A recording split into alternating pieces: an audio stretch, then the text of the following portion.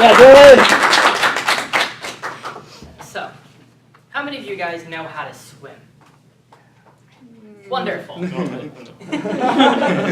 Well, when I was a kid, my parents figured knowing how to swim would be a very important thing to know, so that I don't have to worry about drowning. Doubly came in handy considering I was born and raised in Florida, surrounded by the ocean.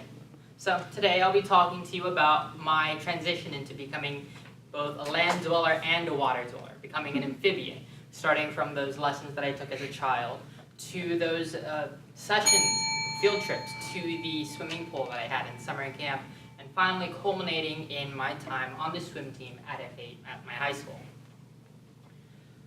When I was a kid, like I said, born and raised in Florida, surrounded by ocean, my parents thought it would be a very good idea, it would be a pragmatic choice to teach me how to swim.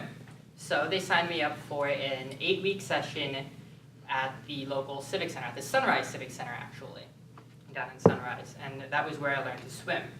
Every week, on Saturdays around 10 a.m., we would drive down to the Civic Center and I would get into the water with like 10 other kids around maybe 4 or 5 years old, and it was there that I learned how to swim. We would take turns, we started off taking turns, just paddling out to the instructor, and then grabbing onto her, having her spin us around and send us back. Eventually, we graduated to actually learning how to freestyle and doing laps across and back.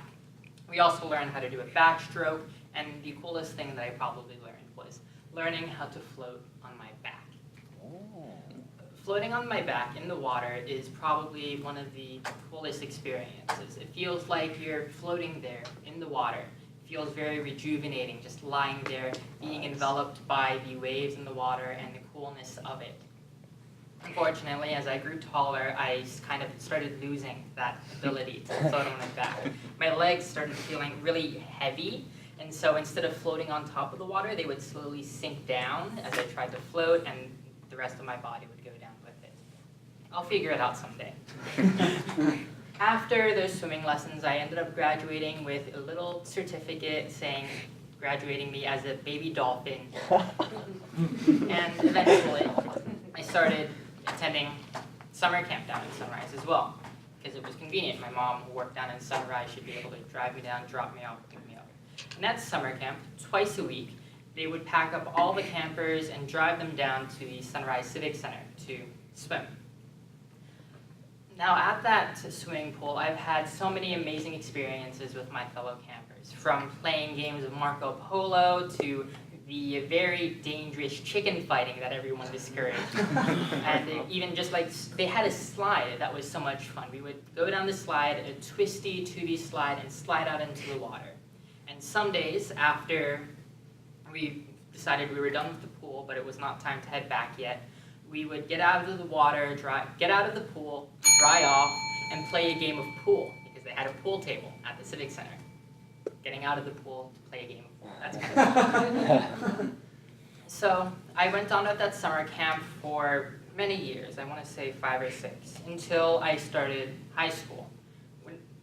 Around the age that I started going to high school, when I was 14, that was also the upper age limit to attending that summer camp, and I kind of despaired. I liked being able to have an excuse to go to the pool every so often. So I ended up joining the swim team at my high school.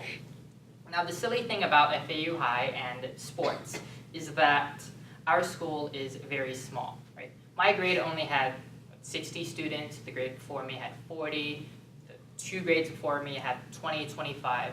So all in all, it was a very small school. That's like 150 students. But I didn't necessarily let that dishearten me until I jumped into the water. When I was in the water, I noticed they went a lot faster than me, and they even completed while I was still 1 lap behind. They basically lapped me. But I didn't let that get in the way. As I was swimming, I stuck my head out for some air, and I heard my teammates cheering for me, screaming, "Dylan, yeah, go! You can do it! Woo!" And their cheering, their confidence, their cheering and enthusiasm really gave me the vigor and enthusiasm to finish that lap, even though I was dying. I was running out of breath. I was getting tired. And when I finished that lap, I got out of the water, and my team came around and they cheered me on, they hugged and congratulated me, because it didn't matter that I was in last place. I was still competed as part of the team, and in that I felt like I was part of something. So to conclude, swimming has impacted my life in a way that it made me feel like I was part of something that was bigger than myself. And that inspired me to become bigger than myself, to be part of things bigger than myself throughout the rest of my life. Thank you.